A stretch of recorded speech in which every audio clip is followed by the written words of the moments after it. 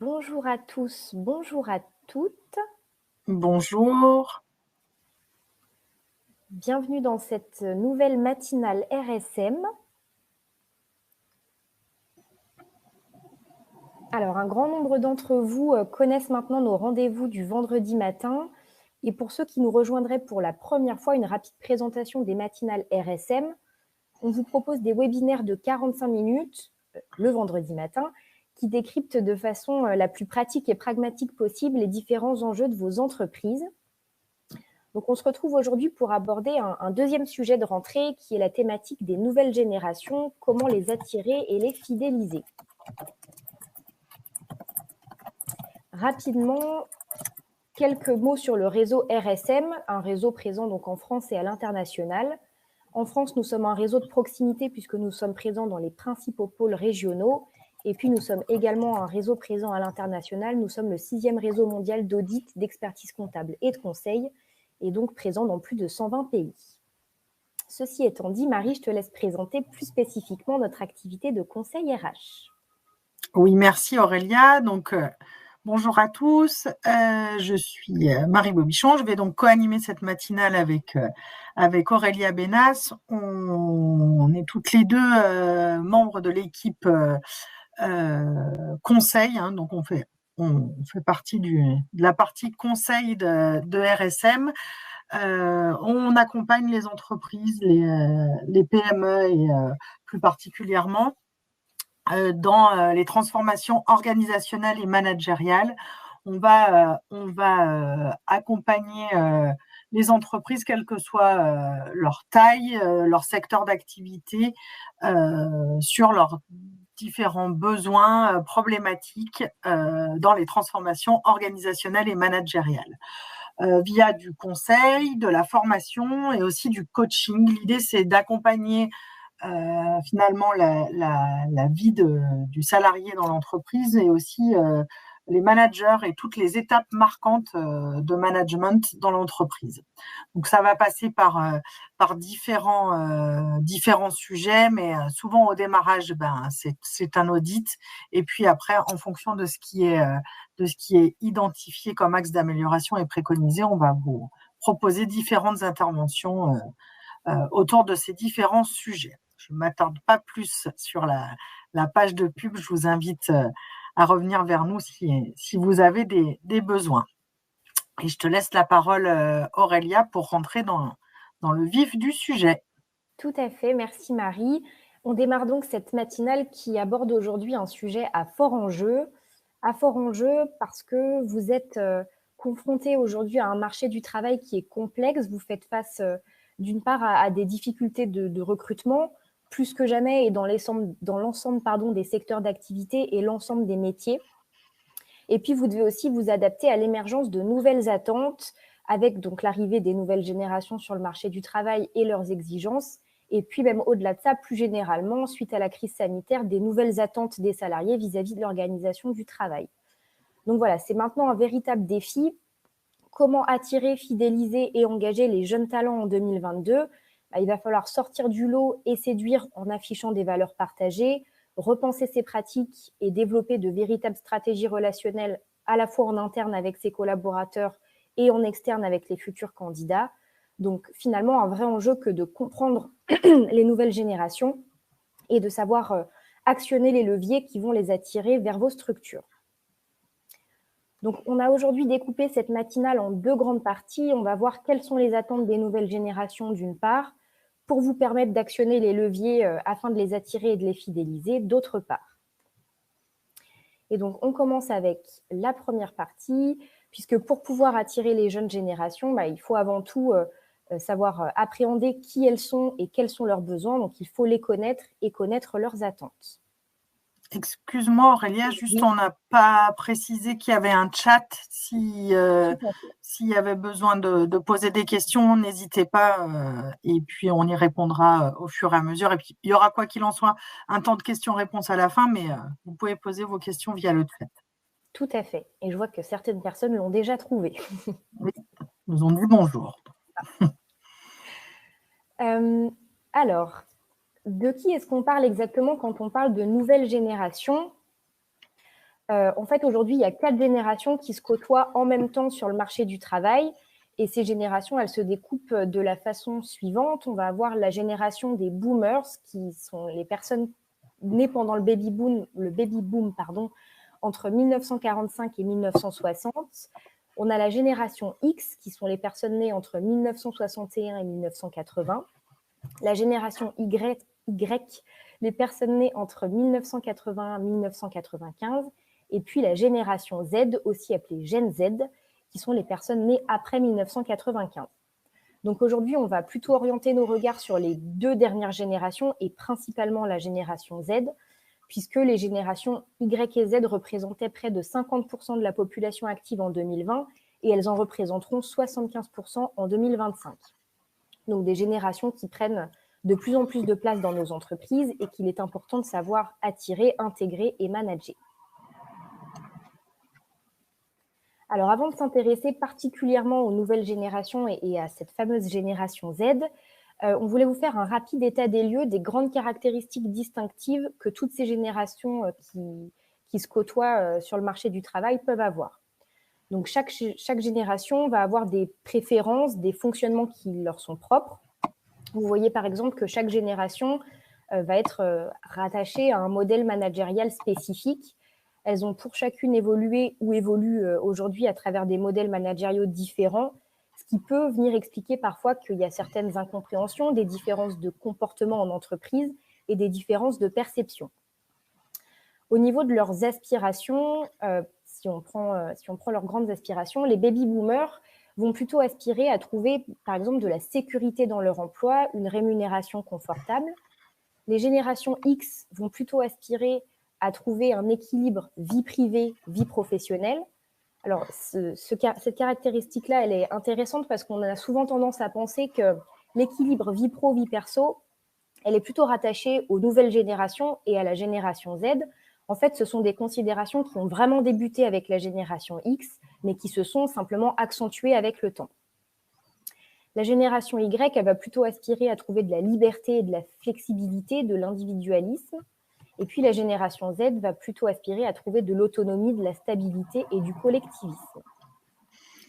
Au niveau de leurs attentes consommateurs, donc à un niveau un petit peu plus macro, il est intéressant de voir que les baby boomers vont plutôt être à la recherche d'accessibilité des produits. La génération X va être, elle, plus sensible à la qualité des produits. La génération X va être axée sur la personnalisation des produits et la Gen Z sur l'innovation des produits. Donc là aussi, on voit qu'il y a plusieurs distinctions, même au niveau de leurs préférences consommateurs. Les organisations dans lesquelles ils évoluent sont également différentes. Leurs préférences de management et de communication vont également différer. Les baby boomers, ils vont plutôt fonctionner avec un management directif. Les X avec un management plutôt participatif. Collaboratif pour la génération Y et dit éclairé pour la génération Z, donc tourné vers le sens, l'écoute, la conciliation. En tant que collaborateurs, ils n'ont pas été considérés non plus de la même manière par l'employeur, puisque les baby boomers ont été ou sont considérés comme des collaborateurs outils avec une vraie technicité, des compétences techniques fortes et surtout souvent des compétences très spécifiques. Les X ont plutôt été vus comme de véritables ressources. Les Y comme un apport de valeur ajoutée avec davantage de tâches complexes, plus de polyvalence. Et puis, les générations Z sont considérées comme, on peut les appeler des clients internes. Et c'est ce qui nous amène aujourd'hui, c'est le sujet de la matinée. Et enfin, on vous a mis aussi quelques particularités, ce qu'ils affectionnent particulièrement dans leur environnement de travail. Donc là, les baby boomers, ils vont affectionner plutôt le fait ils vont rechercher de la loyauté, du dévouement et le respect de l'autorité. La génération X, plutôt un travail humanisé, un organigramme de plus en plus à plat. La génération Y, elle va plutôt être dans le relationnel. Il y a aussi cette notion de mondialisation et de l'hyperconsommation. Et puis la génération Z, ils apprennent dans l'action et ils se construisent dans un monde vraiment en mouvement. Donc voilà pour les grandes caractéristiques de toutes ces générations. Maintenant, on se penche plutôt sur les nouvelles générations, le sujet qui nous intéresse aujourd'hui est particulièrement la génération Z. Et donc, on débute avec leurs attentes au niveau de la société d'un point de vue plutôt général. La génération Z, c'est une génération qui est sensible à une consommation plus responsable. Ils se sont construits en prenant en compte les problématiques écologiques, les éventuels conflits qui pourraient y avoir. Donc, voilà, ils sont responsabilisés à ce niveau-là. Ils sont aussi dans un fonctionnement plutôt par collaboration, on l'a vu sur le grand tableau tout à l'heure, par partage, et ils sont très sensibles à des systèmes où on va mutualiser, partager les biens et les ressources. C'est des générations qui ont besoin de beaucoup de liberté, notamment des libertés de mouvement, le fait de pouvoir aller n'importe où à n'importe quel moment. Et puis, grande caractéristique, ils ont l'accès quasiment instantanément à tout, tout le temps. Voilà, une information qui est disponible immédiatement via Internet, le cloud. Ils ont aussi la possibilité de se former avec des formations MOOC. Enfin voilà, une information disponible tout le temps et instantanément. Et puis, si on s'intéresse à leur représentation du monde, là aussi, on va avoir quelques clés de lecture intéressantes. C'est des générations qui ont toujours vécu avec la notion de démocratie, donc c'est une notion qui est plutôt acquise pour eux. Ils sont plus à l'aise souvent derrière un écran qu'en face à face.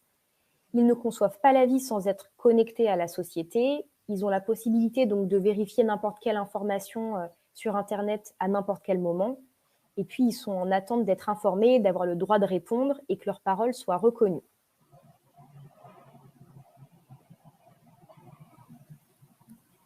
Quelques caractéristiques distinctives en complément.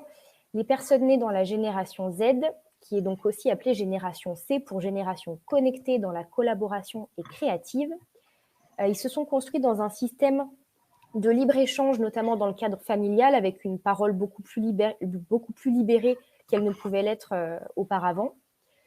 Aussi un fonctionnement par plaisir et non par contrainte. C'est des générations qui vont avoir du mal à faire des choses qui ne leur plaisent pas, où les réseaux sont prédominants, les réseaux sociaux notamment, dans un système qui les a responsabilisés très vite et dans lequel ils font parfois peu de différence entre la vie réelle et la vie digitale. Et puis, ils ont également grandi dans la crise financière des années 2000 et les différents conflits et crises qu'on peut vivre aujourd'hui. Et puis, fait assez incroyable, ils n'ont jamais vécu sans Google, l'iPod, Facebook, YouTube, le smartphone et Twitter. Maintenant qu'on connaît un petit peu mieux leurs grandes aspirations et leur vision du monde, on va s'intéresser plus particulièrement à leur vision et leurs attentes de l'entreprise. Et on commence par qu'est-ce qu'ils veulent retrouver en fait dans vos structures. Donc un baromètre a dressé le top 5 des priorités au travail des nouvelles générations.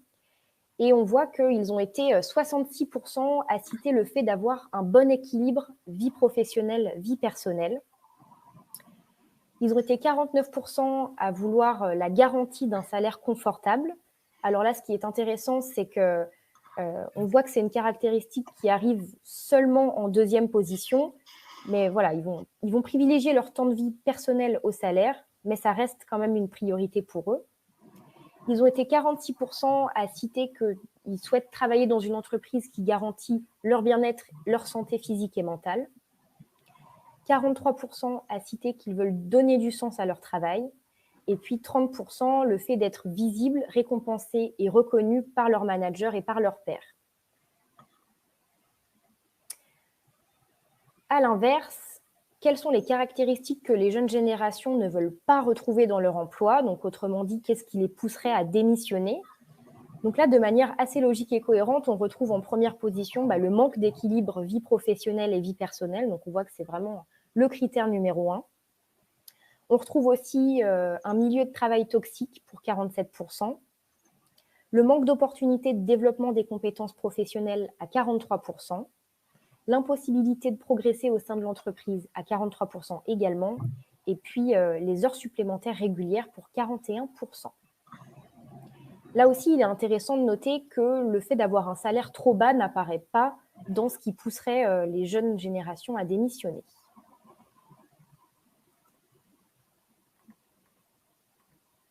Si on s'intéresse au nombre d'années d'ancienneté des jeunes générations dans l'entreprise, on voit qu'on est sur des perspectives d'avenir dans l'entreprise de majoritairement 2 ans. Donc, ce sont globalement des perspectives d'avenir beaucoup plus courtes que, par exemple, les baby-boomers qui pouvaient faire toute leur carrière dans une seule et même entreprise. On est, je pense que vous n'êtes pas surpris, sur des perspectives beaucoup plus réduites aujourd'hui.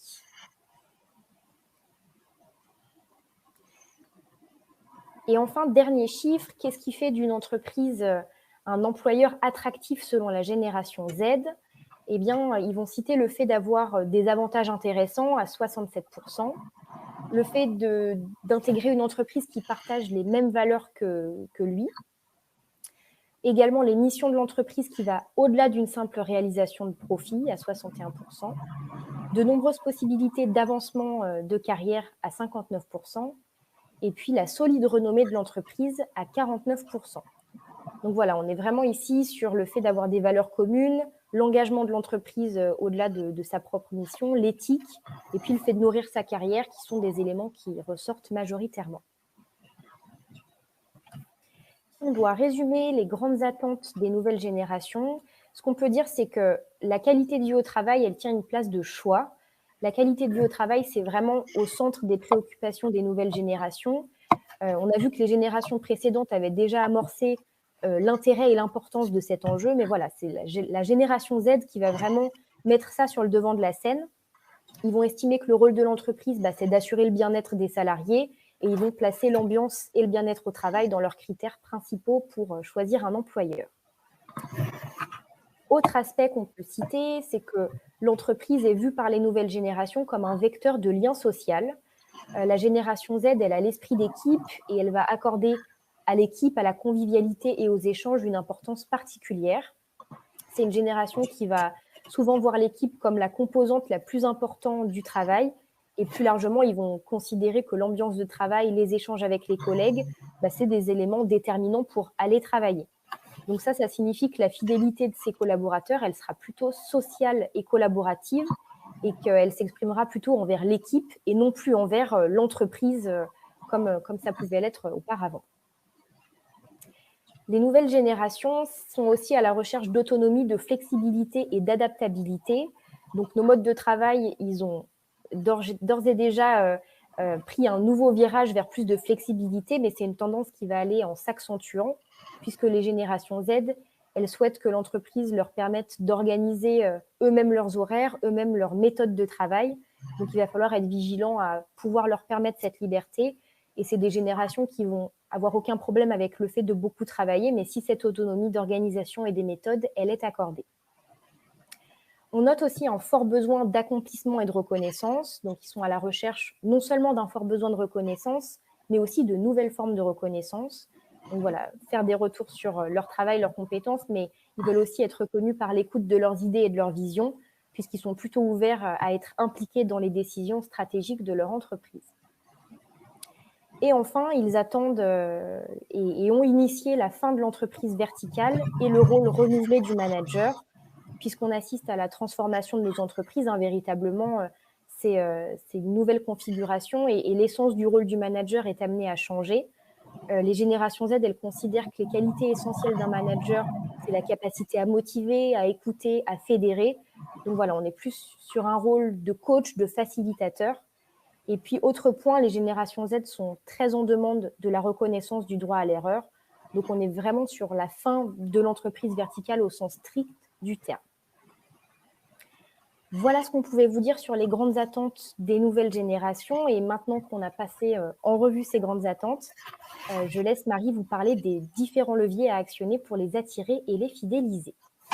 Merci Aurélia. Effectivement, on va voir un petit peu comment faire, et quels sont les moments stratégiques aussi pour activer ces leviers.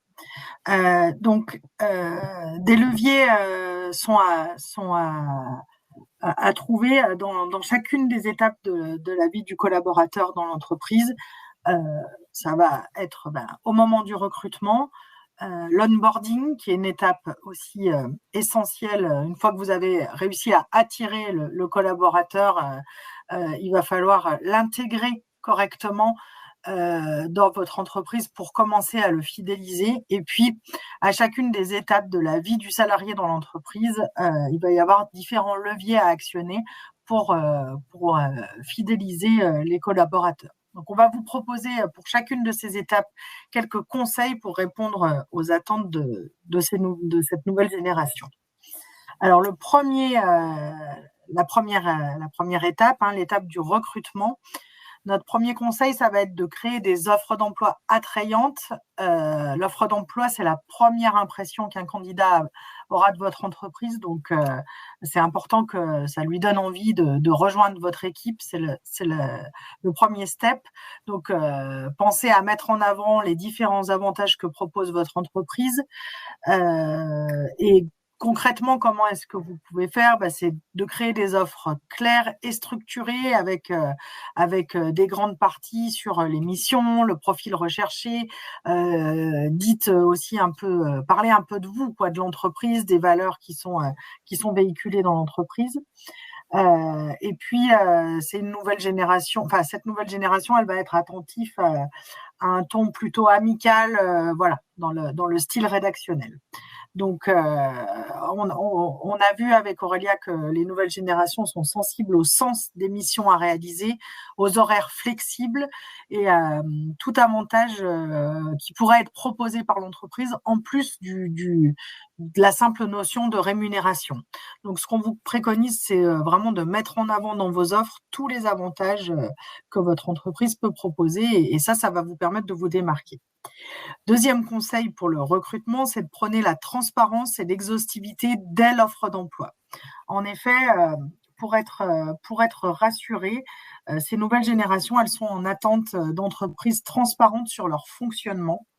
Les candidats, ils veulent connaître le plus de détails possible sur l'entreprise pour leur permettre d'anticiper et puis pour commencer à s'y projeter. Donc pour ça, précisez dès l'offre d'emploi, par exemple, votre politique de télétravail, les horaires qui sont pratiqués dans l'entreprise, le déroulé du process de recrutement, quelles vont être les différentes étapes, et puis éventuellement les outils qui peuvent être utilisés par les équipes, etc. Troisième conseil, c'est de digitaliser la visibilité de votre entreprise. Soyez visible là où vous attendent les nouvelles générations. Donc, développer la présence numérique de votre structure, avoir une présence sur les réseaux sociaux pour communiquer sur les événements auxquels participe l'entreprise ou pour mettre en lumière vos salariés, partager des actualités de votre secteur, etc.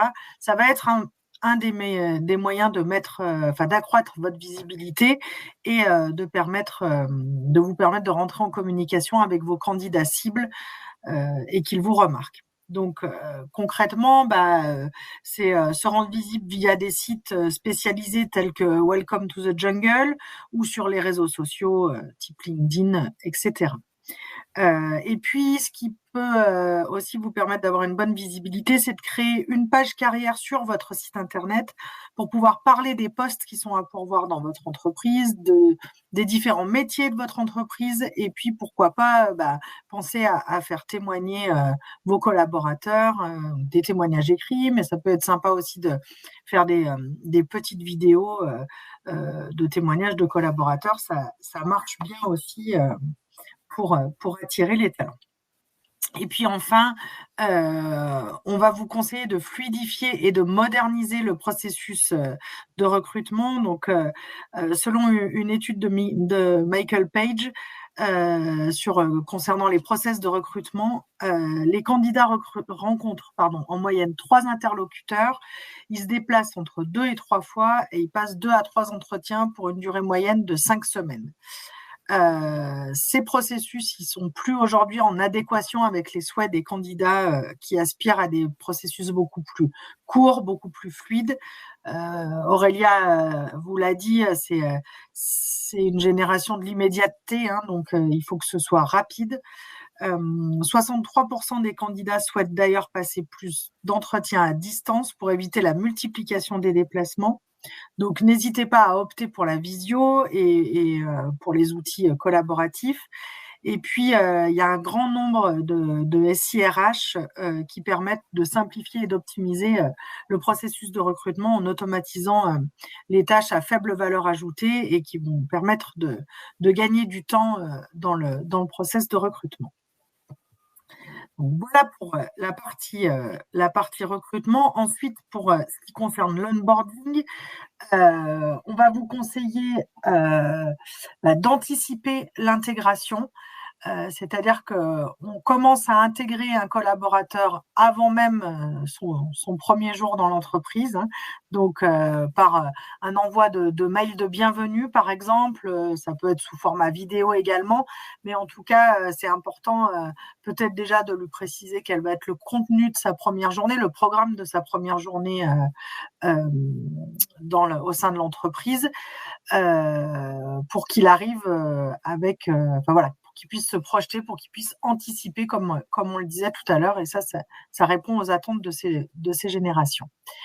Ensuite, il faudra soigner l'accueil du nouveau candidat, assurer un suivi dans la durée de cette intégration. Donc, c'est faire des points réguliers, faire des feedbacks, proposer qu'il fasse un rapport d'étonnement. Pourquoi pas mettre en place des questionnaires de satisfaction ou en tout cas de retour sur l'intégration. Et puis voilà, au niveau des points et des feedbacks, ça peut être important de prévoir de faire un entretien un mois, par exemple, après l'arrivée de la nouvelle personne pour faire un point avec lui, savoir comment il se sent dans l'entreprise, voilà, identifier très vite les signaux positifs ou négatifs, mais en tout cas que chacune des parties sache ce qu'il en est. Et puis enfin, là aussi, comme pour le recrutement, pour le onboarding, on va vous conseiller de digitaliser le processus d'onboarding via des SIRH ou des plateformes d'e-learning. Et ça, Aurélia, je crois qu'il y a une matinale spéciale onboarding hybride qui Tout à fait. Et dans les tuyaux. qui est dans les tuyaux. On n'a pas la date encore, mais en tout cas, on vous proposera ça. Et on vous donnera plus de détails sur ce point-là. Mais on sème la graine aujourd'hui. Troisième levier, c'est tout au long de la vie du salarié dans l'entreprise, qu'est-ce qu'on peut faire pour le fidéliser? D'abord, le premier conseil, ça va être d'offrir des perspectives d'évolution professionnelle et de permettre la mobilité interne en lien avec les perspectives plutôt courtes dans l'entreprise et le fait que c'est une génération qui est assez mobile, qui change d'entreprise rapidement. Ils ont une vision de l'entreprise telle un marchepied pour enrichir leur expérience et leur carrière.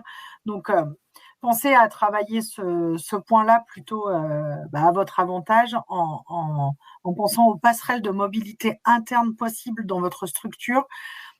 Pour ça, ça peut être, pour vous aider, ça peut être intéressant de réaliser des cartographies de compétences et puis ça vous permet de voir les possibilités de mobilité interne, les gaps plus ou moins grands, les formations à mettre en place si vous souhaitez mettre en place cette mobilité, et puis apporter en parallèle une attention particulière aux souhaits émis lors des entretiens professionnels. Et jusqu'à mettre en place une véritable politique de gestion prévisionnelle des emplois et des compétences pour vous permettre de proposer de la mobilité et de l'évolution à ces salariés qui aiment changer et bouger. Deuxième conseil, c'est de mettre en avant le développement des compétences et l'accès continu à la formation. La génération Z, c'est une génération qui est soucieuse de son employabilité, mais qui cherche à se former tout au long de sa carrière. Ils sont sans cesse en quête d'apprentissage, d'expérience. Donc, ça va être important de mettre l'accent sur le développement des compétences et de proposer une visibilité des formations possibles au sein de l'entreprise. De proposer une progression continue via la formation. Donc, pour vous redonner quelques chiffres, toujours c'est toujours le baromètre Michael Page, qui en 2019 disait que 82% des 18-34 ans considèrent que bénéficier de formation, c'est un critère prioritaire dans la recherche d'emploi. Donc, ça va être un point assez important. Comment est-ce qu'on le fait concrètement? Ça va être de mettre en avant un plan de développement des compétences des salariés et puis, par exemple, ne pas hésiter à citer des exemples de formations qui peuvent être suivies en interne, peut-être au moment du recrutement ou en tout cas faire savoir qu'il y a tout au long, en interne, faire savoir qu'il y a différents sujets de formation possibles, etc.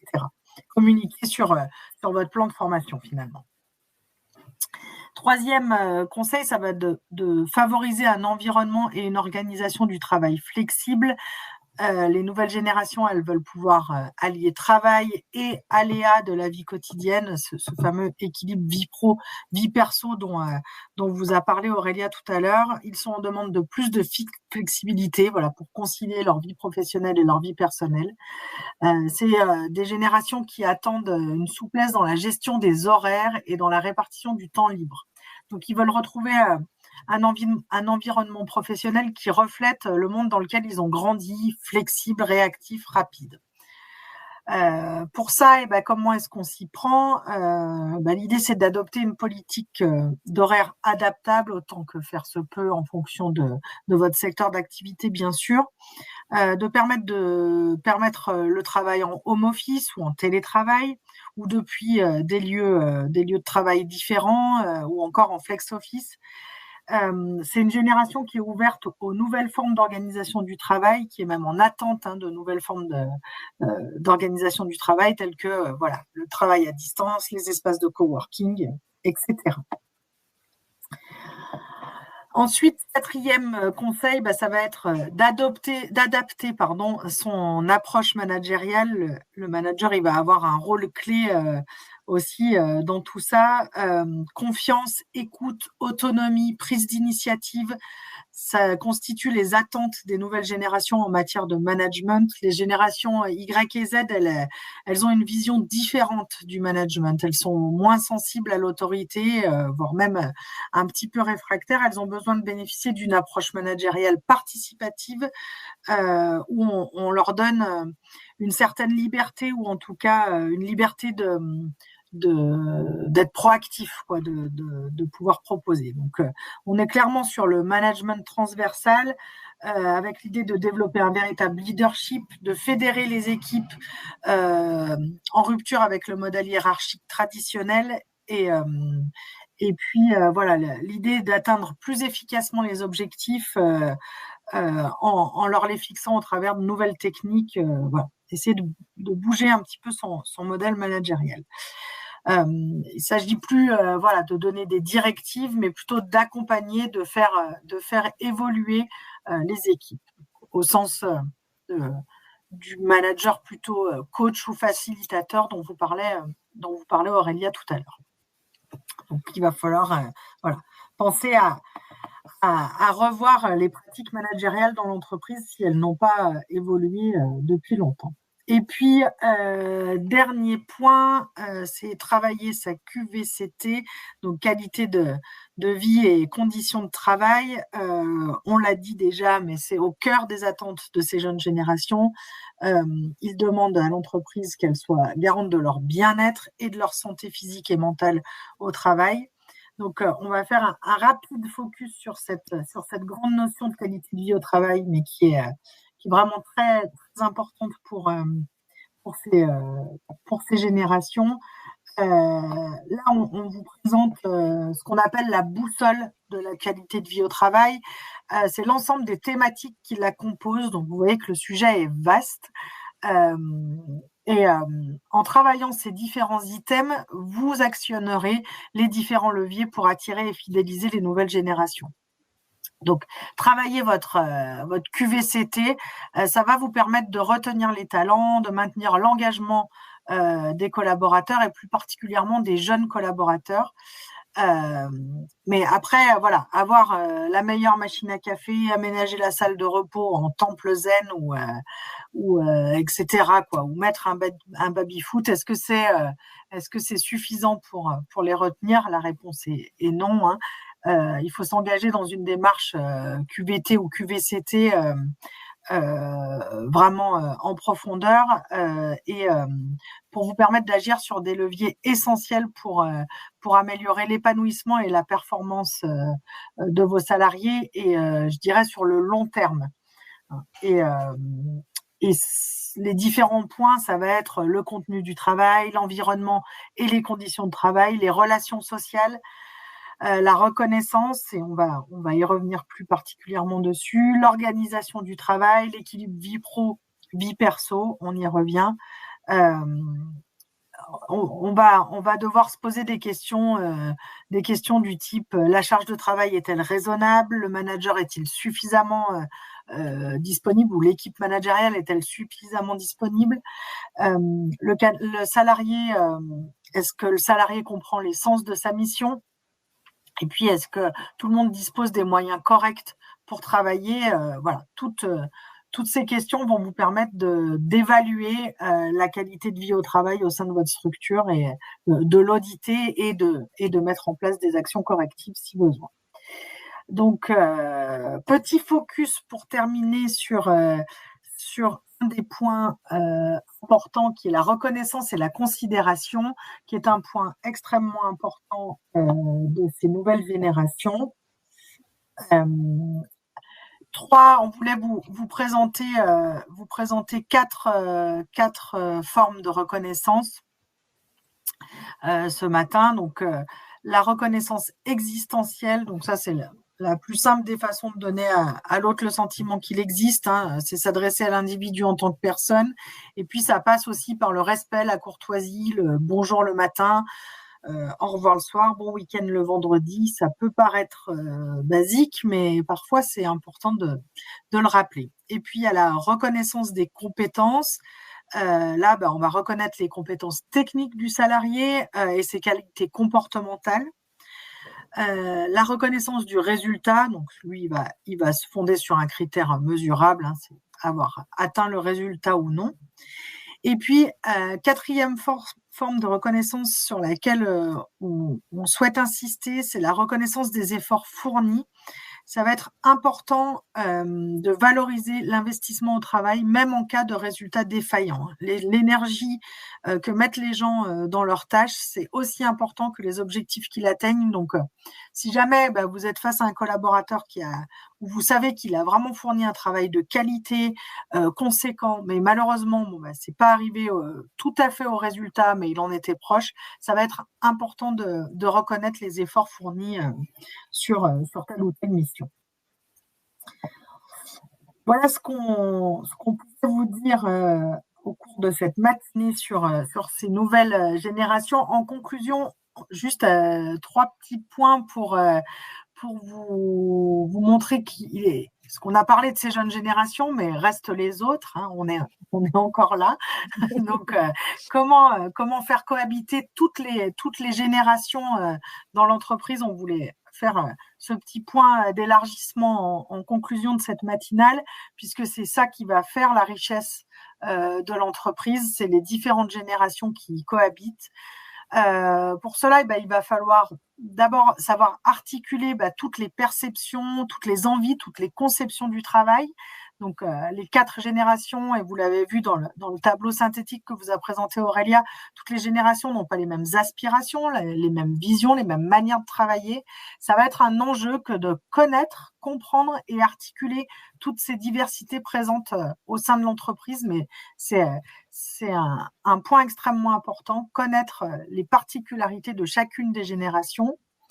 Ensuite, il va falloir tirer parti de la diversité générationnelle. Je vous le disais, c'est la richesse de l'entreprise. Donc, l'enjeu, ça va être de savoir en tirer parti dans son entreprise, de toutes les compétences, les qualités, les savoirs de ces différentes générations. Et puis, on le redit à nouveau, adapter et faire évoluer son management. Les managers, ils sont confrontés à ce mélange de générations sans vraiment avoir toujours les clés de compréhension et les leviers d'action pour en tirer profit. Alors, on a essayé de vous donner quelques conseils et quelques clé de compréhension et levier d'action ce matin. Mais voilà, l'enjeu, ça va être de permettre aux managers de s'approprier les sujets, ce sujet-là des nouvelles générations et de l'intergénérationnel pour pouvoir adapter et faire évoluer son management. On arrive au terme de cette matinale. On souhaitait, ce matin, vous montrer l'importance d'être attractif, de rendre possible le recrutement et de savoir fidéliser les talents. Les problématiques d'attractivité, de recrutement et de fidélisation, elles ont toujours été au cœur des préoccupations des entreprises, mais ces questions, elles n'ont jamais été aussi complexes avec l'arrivée des nouvelles générations sur le marché de l'emploi, et je crois que on s'en est bien tous aperçus. Donc, voilà pour ce qu'on pouvait vous dire ce matin. Est-ce que vous avez des questions ou des remarques? N'hésitez pas via le chat, toujours. Il nous reste 4 petites minutes. Alors oui, on a une question de Sandra qui nous dit « Pour fidéliser ces générations ZC, nous nous interrogeons sur l'évolution du collaborateur avec le télétravail fortement déployé. Pensez-vous que cette génération peut évoluer au sein de l'entreprise grâce au télétravail, à la fois sur les aspects techniques et sur la capacité à encadrer à distance ?» Alors, ça va être à la condition ça va être conditionné par certaines. C'est-à-dire que encadrer à distance, il va falloir former pour ça. Donc après, je ne sais pas si dans votre question, c'est parce que vous parlez d'évolution, donc c'est peut-être qu'ils deviennent eux-mêmes managers et du coup manager à distance. En tout cas, pour ce qui est de proposer le télétravail, ça va être, on l'a dit, un levier d'attractivité, c'est certain, puisque ça fait partie des nouvelles formes d'organisation du travail et d'un certain nombre de flexibilités. Il faut bien sûr que tous les aspects techniques soient réunis, c'est-à-dire que aussi bien du côté de l'employeur qu'il donne les moyens aux salariés de travailler correctement à domicile, aussi bien qu'il le ferait sur site. Et puis le salarié, il a aussi le devoir d'avoir un espace réservé à son télétravail, qui lui permette de travailler de la même façon sur site ou chez lui. Et après, sur la capacité à encadrer à distance, il faudra former vos managers à encadrer à distance, parce que c'est quelque chose de nouveau et c'est pas, ça vient pas comme ça. Alors Sandra avait précisé sa question, ces juniors deviennent en effet encadrants. Oui, voilà. Donc ça passera forcément par de la formation. Et c'est ce qu'on disait aussi, c'est que le manager, il doit faire bouger ses pratiques managériales et donc être formé pour ça. Ça fait partie aussi de toutes les formations que doivent suivre les managers pour pouvoir encadrer et engager leurs équipes. On fera peut-être une matinale sur le management à distance. C'est possible. Pour nous donner une idée.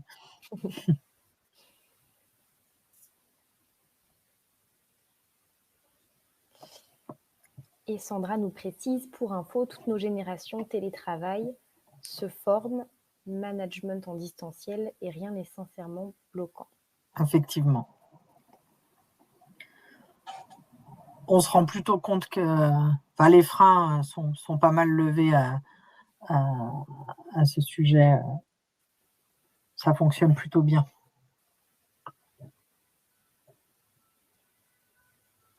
Depuis le temps, maintenant. Voilà. La distance, le travail à distance, avec les retours qu'on a aujourd'hui, c'est que la performance des salariés en télétravail n'est plus du tout remise en question. Ce qu'on voit émerger aujourd'hui, c'est une problématique autour de la créativité, la perte de créativité du fait d'être à distance et de perdre ce collectif et cette émulsion collective. Donc ça va être un point de de vigilance à avoir pour les managers. Et voilà, mais pour ce qui est de la performance, ça c'est un frein qui a été levé. Est-ce qu'il y a d'autres questions?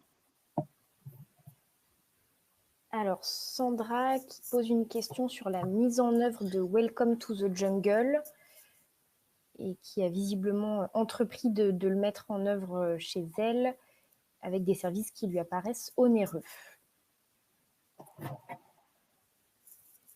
Est-ce que Aurélia, toi... Moi, je n'ai pas du tout d'informations sur la tarification des services. En tout cas, ce que je vois, c'est qu'ils sont assez proactifs sur différents sujets, pour recevoir les newsletters et voir un petit peu la visibilité. Le chat. C'était l'apparition du chat, c'était inévitable. Je disais qu'ils proposent pas mal de thématiques, ils font beaucoup d'articles. Je trouve qu'ils ont quand même une très bonne visibilité, en tout cas, ils donnent une belle visibilité aux entreprises. Donc voilà, c'est un petit peu l'image que j'en ai. Elle nous précise 15 cas par an pour info. Je ne saurais pas vous dire si ça dépend, je pense, aussi de chaque entreprise, de comment vous voulez l'utiliser. Voilà.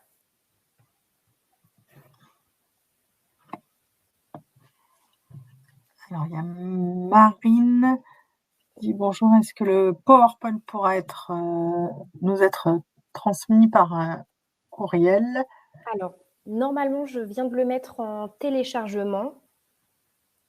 Vous pourrez le télécharger sur Webikeo et vous pourrez voir également la matinale en replay. Tout à fait. Est-ce qu'il y a d'autres questions?